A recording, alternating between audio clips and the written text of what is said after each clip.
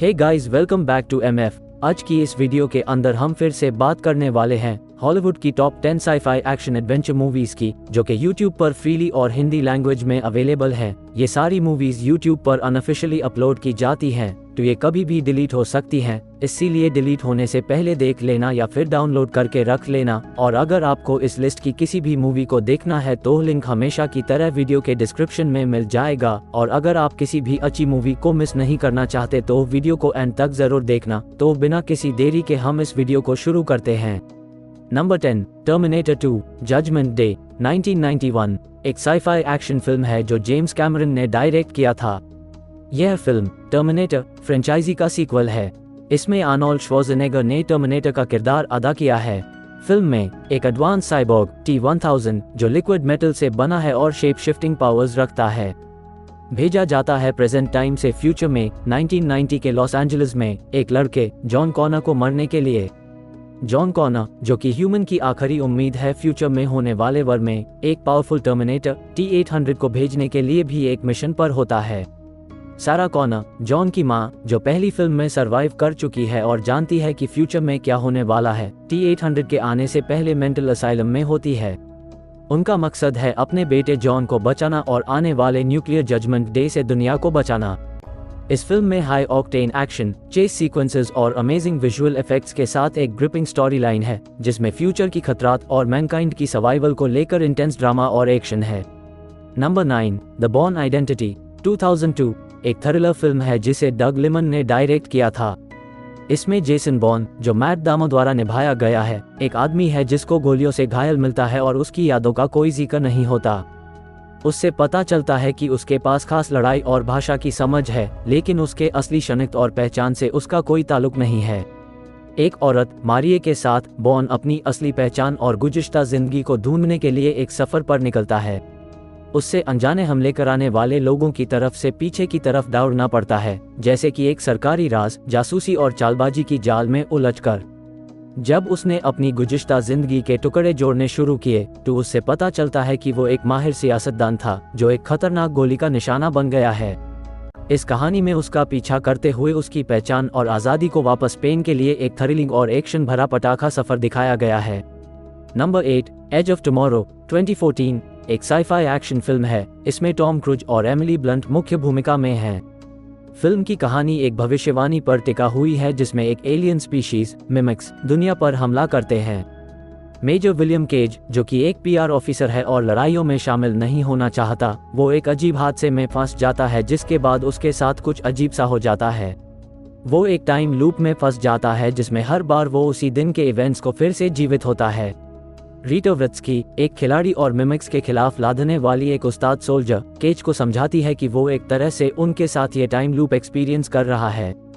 Cage और व्रित्स्की को साथ मिलकर मिमिक्स को हराने का तरीका ढूंढना पड़ेगा, जिसमें हर बार वो लड़ाई को दोबारा जीतने की कोशिश करते हैं।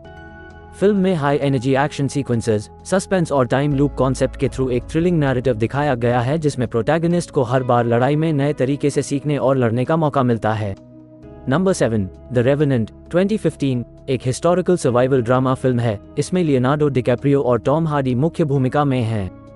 फिल्म की कहानी लेट 1800 में पास वाले अमेरिका के स्नोई और हार्श लैंडस्केप्स पर टिका हुई है। ह्यू ग्लास एक फर ट्रैपर है जो एक ग्रिजली बेयर अटैक में जख्मी हो जाता है और उसका जिस्म छोड़कर उससे जिंदा छोड़ दिया जाता है। उसके जीवित रहने के लिए उससे अपने जख्मों, मौसम की नाजुकियत और भयानक दुश्मनों के बावजूद जिंदा रहना पड़ता है। ह्यू ग्लास का मकसद है बदला लेने का उन लोगों से जो उससे छोड़कर चले गए हैं और उसकी मुसीबतों में बारी जिम्मेवार हैं। उसका सफर एक मरुभूमि, जहां उससे सब कुछ खो दिया गया है और जहां उससे मौत और जिंदगी के बीच की एक गहरी और रोशनी भरी मंजिल तक पहुंचने के लिए अपने जज्बे और जोर ए दम पर निर्भर है, दिखाया गया है। फिल्म ने अपने विजुअल्स, सिनेमाटोग्राफी और लियोनार्डो डिकैप्रियो की पावरफुल परफॉर्मेंस के लिए काफी प्रशंसा और अवार्ड्स हासिल किए हैं। ये एक ग्रिपिंग सर्वाइवल स्टोरी है जो एक इंसान की ताकत, सामर्थ्य और जीत की कहानी को दिखाता है। नंबर 6, द इनक्रेडिबल्स 2004 एक एनिमेटेड सुपर हीरो फिल्म है। ये कहानी एक फैमिली ऑफ सुपर हीरोज, पा फैमिली, के बारे में है जो अपने सुपर पावर्स को छुपा कर एक नॉर्मल लाइफ जी रही है।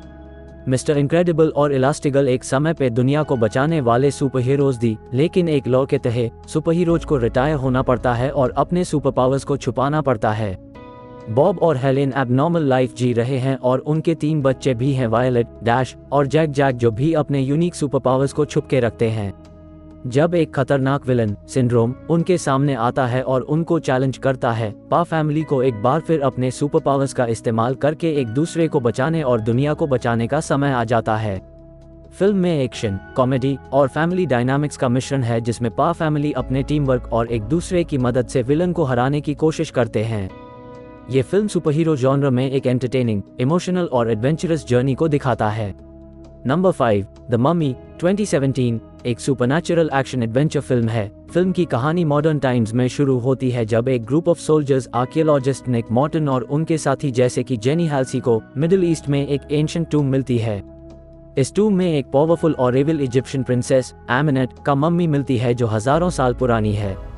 जब एमनेट की मम्मी को उठाया जाता है तब उसकी शक्तियां और उसका भयानक रूप ज़ाहिर होने लगता है। निक मॉर्टन, जिसे एमनेट ने चूज किया है अपने इविल प्लान्स को पूरा करने के लिए, और उनके साथी उनके शक्ति को रोकने और दुनिया को बचाने की कोशिश करते हैं।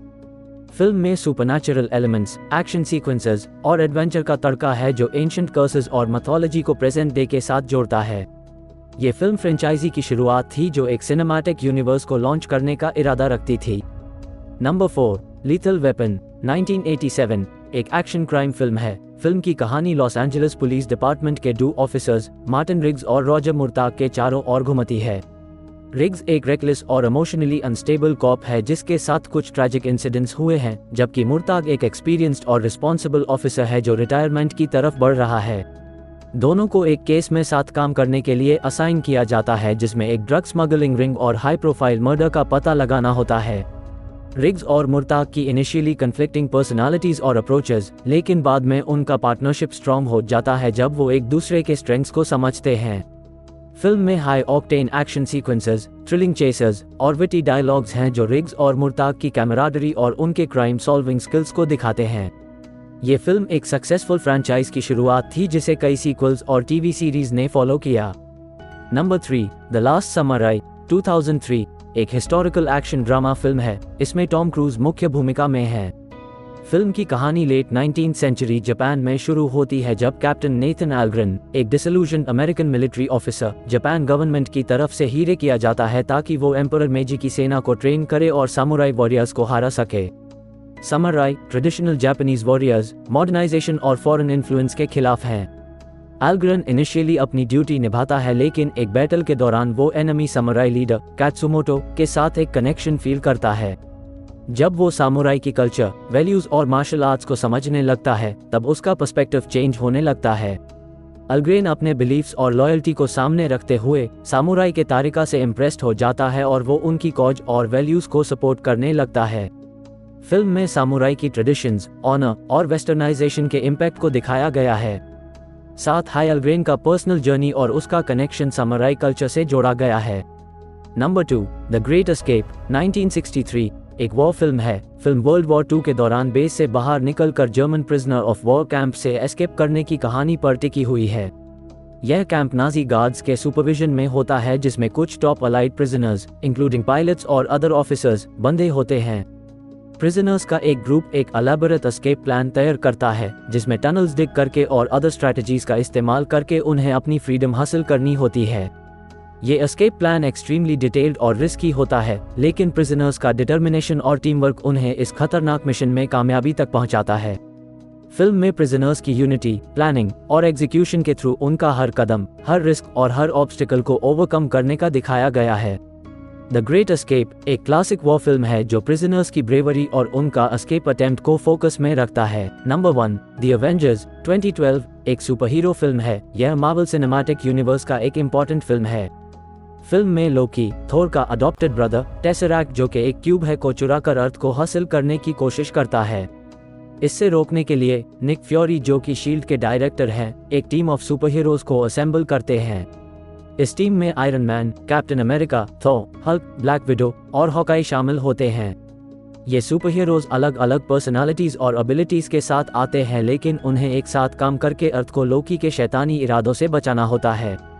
फिल्म में high octane action sequences, humour और सुपरहीरो कैमराडरी को दिखाया गया है जब ये एवेंजर्स अपने डिफरेंसेस को साइड करके एक साथ काम करते हैं और अपने यूनिक स्ट्रेंथ्स का इस्तेमाल करके लोकी और उसके मिनियंस से लड़ते हैं। ये फिल्म मार्वल स्टूडियोज के शेयर्ड यूनिवर्स का एक इम्पॉर्टेंट चैप्टर है जिसमें सुपर हीरोज के कोलैबोरेशन और टीम वर्क की इम्पोर्टेंस को हाईलाइट किया गया है।